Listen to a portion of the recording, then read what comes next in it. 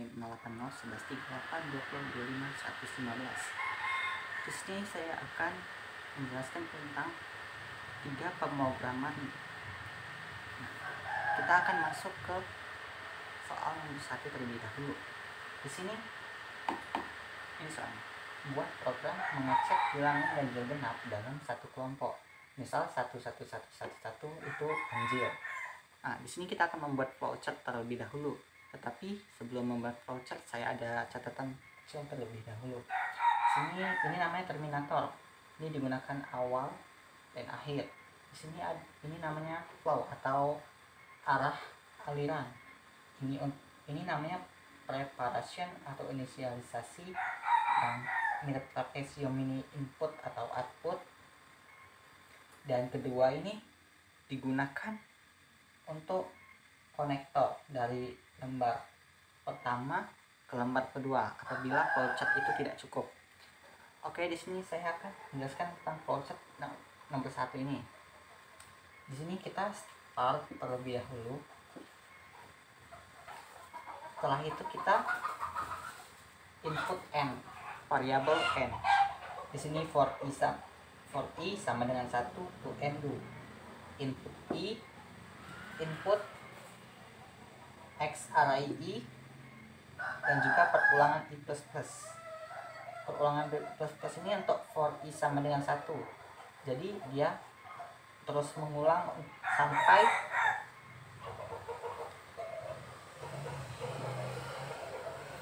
angka yang ditentukan. Di sini kita lanjut ke sini. Apabila dia genap, for i sama dengan 1 to n do, x array i dibagi 2 sama dengan 0.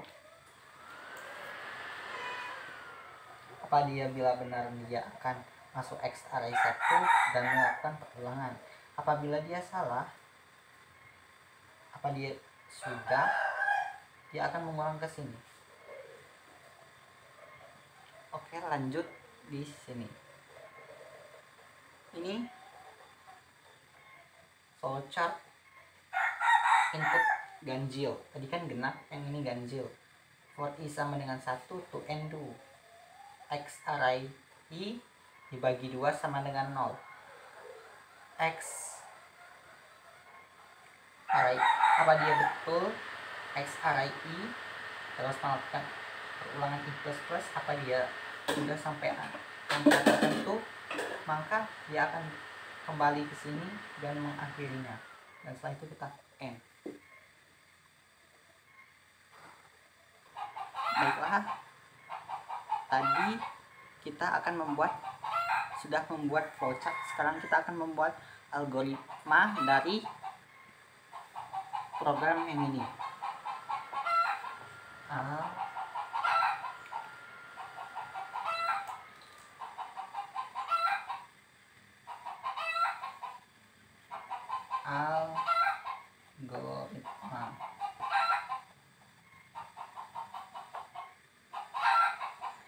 Algoritma kita mulai dan perkenalkan jenis apa. Jadi kita deklarasikan x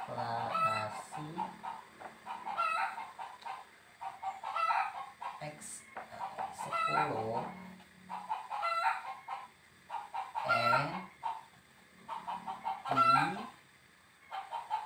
i j 10. Terus kita input n. Terus untuk i ini, untuk i sama dengan 1, untuk i sama dengan 1 sampai ke n, itu dilakukan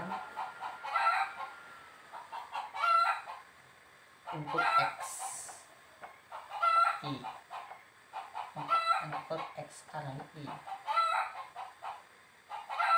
Terus kita melakukan perulangan untuk I++.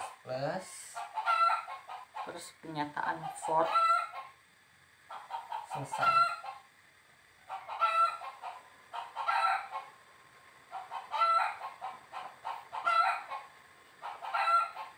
Selesai.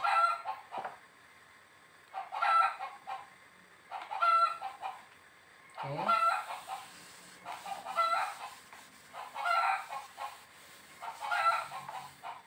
Habis for selesai tadi, kita cetak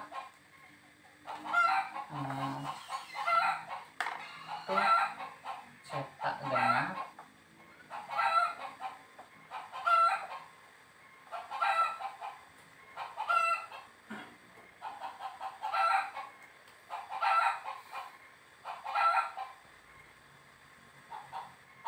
Untuk I sama dengan 1 sampai N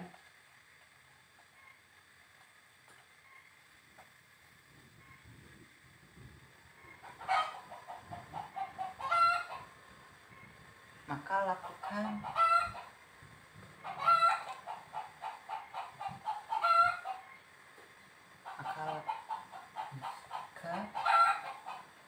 X array 1 array I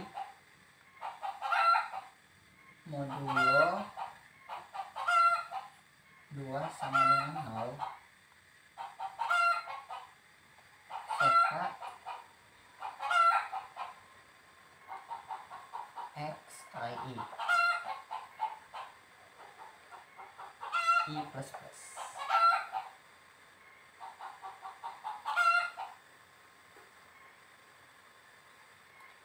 Kenyataan for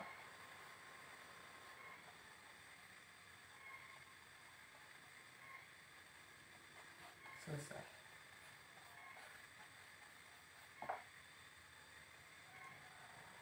Maka N atau selesai. Itu adalah algoritma dari program ini. Maka setelah algoritma saya akan menjelaskan programnya. Baiklah, untuk programnya sendiri dari nomor 1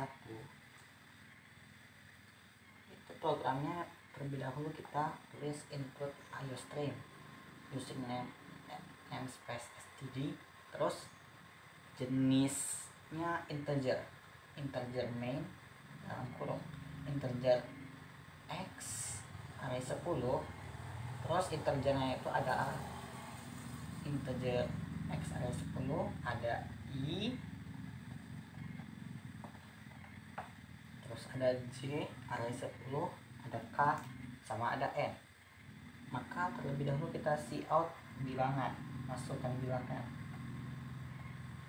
terus in N, cout. Agar lebih rapi kita pakai cout endl. Jadi kita masuk ke pernyataan for I sama dengan 1, I kurang dari sama dengan N, I++. If X array I modulus 2 sama dengan 0, maka coutnya X array I. Kita masuk ke ini. Agar lebih rapi kita masukkan cout endl lagi, cout ganjil. Maka for-nya, pernyataan for-nya I sama dengan 1, I lebih dari ukuran N, I++. If X array I modulus 2 sama dengan 0, cout X array I. Habis itu tutup kurung untuk yang ini sama yang ini. Agar lebih rapi lagi kita pakai cout endl dan N.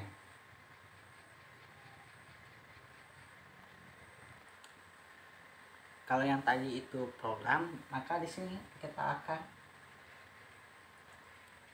saya akan menjelaskan hasil programnya. Jika tadi program yang tadi kita run, maka tampilan monitor akan seperti ini. Jadi kita misalkan masukkan bilangan kedua. Misalnya kita masukkan 5. Ada 5 bilangan. Duh.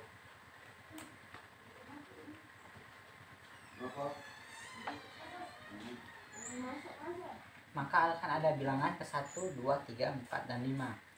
Kita masukkan 1, 1, dan 1. Jika dia masuk ke genap, maka dia akan digenap, maka dia diganjil. Berhubung di sini bilangannya ganjil semua, maka kita akan masuk ke sini 1, 1, 1, 1, dan 1, sama seperti ini. Oke, kita akan masuk ke soal nomor 2. Oke, untuk program nomor 2 ini adalah program FPB dan KPK. Maka di sini ada programnya. Equal IOString input string H using namespace std, dan tipe datanya integer. Nah, di sini kita masukin integernya, integer A, B, I, KPK, dan FPB. KPK sama dengan 0. Cout, masukkan bilangan ganjil. Sin A, Cout lagi, masukkan bilangan kedua. Kita masuk ke dalam pernyataan for I sama dengan 1, I kurang dari sama dengan B, maka I plus. KPK sama dengan KPK ditambah A, if KPK modulus B sama dengan 0. Nah, ini belum selesai, saya akan menuliskannya lagi. Oke, untuk lanjutan program tadi, cout KPK-nya adalah, dan di sini coding agar terlihat di programnya agar terlihat lebih rapi lagi. Sini kita tutup lagi yang di sebelumnya. If A lebih dari B, Z sama dengan B. Else Z sama dengan A, for I sama dengan 1, I lebih kurang dari sama dengan Z, I plus. Maka if A modulus 1 sama dengan 0 dan B modulus I sama dengan 0, tutup. Maka FPB nya sama dengan I. Kita tutup. Cout FPB nya adalah FPB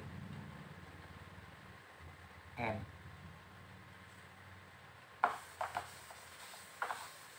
Setelah ini kita akan masuk ke hasil programnya. Hasil programnya sendiri akan tercetak di monitor seperti ini.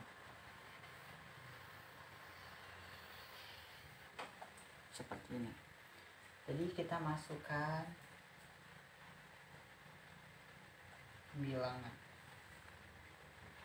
pertama, masukkan bilangan kedua, KPK-nya, FPB-nya,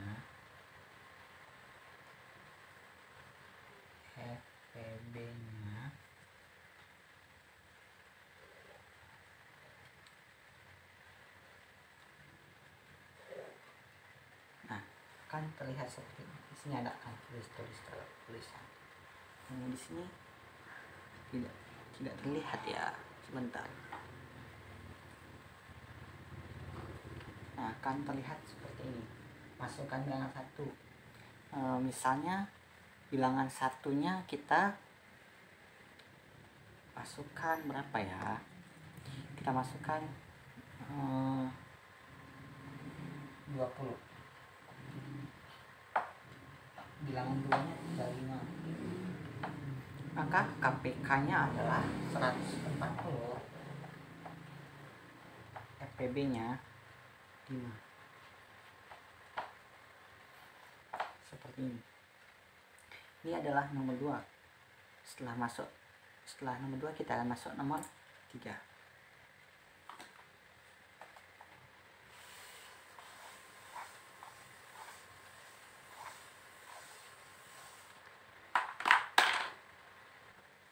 Oke, di sini akan masuk nomor 3. Nomor 3, buatlah sekumpulan input bilangan 1 sampai 10 yang cuma menampilkan lebih dari 3 kali.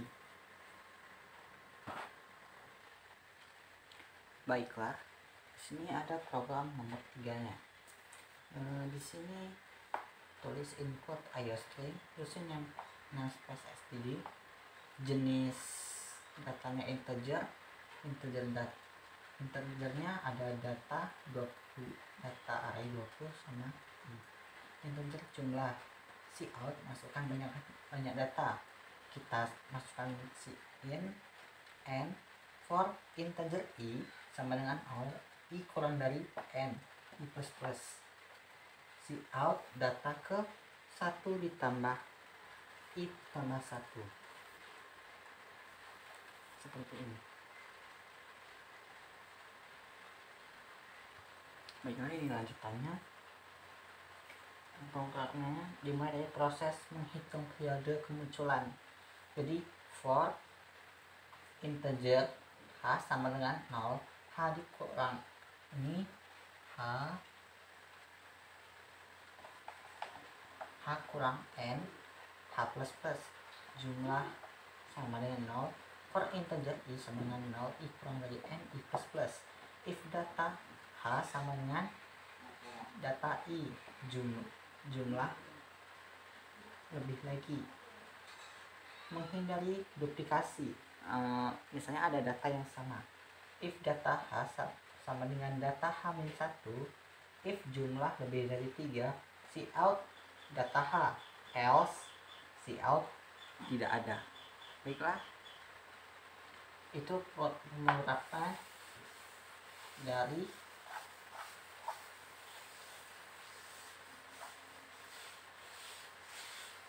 soal nomor 3. Sekarang kita akan masuk ke hasil pemrograman nomor 3. Baiklah, untuk hasil pemrogramannya sendiri seperti ini tampilan di monitornya. Di sini masukkan banyak data, kita masukkan 5. Maka akan muncul data ke-1, data ke-2, data ke-3, data ke-3, ada data ke-4 dan data ke-5. Saya data ke-1. Data ke-1 kita masukkan, kita samain sama aja ya, sama urutan datanya. Jadi 1, data ke-1 1, data ke-2 2, data ke-3 3, data ke-4 4, data ke-5. Maka banyak data yang lebih dari 3 itu tidak ada. Tidak ada, cout-nya tidak ada. Jadi seperti inilah dari soal 1, 2, dan 3. Untuk flowchart nomor 2 dan nomor 3 nya sendiri itu nanti saya edit, semoga bisa. Saya sudah penjelasan saya akhiri. Wassalamualaikum warahmatullahi wabarakatuh. Terima kasih.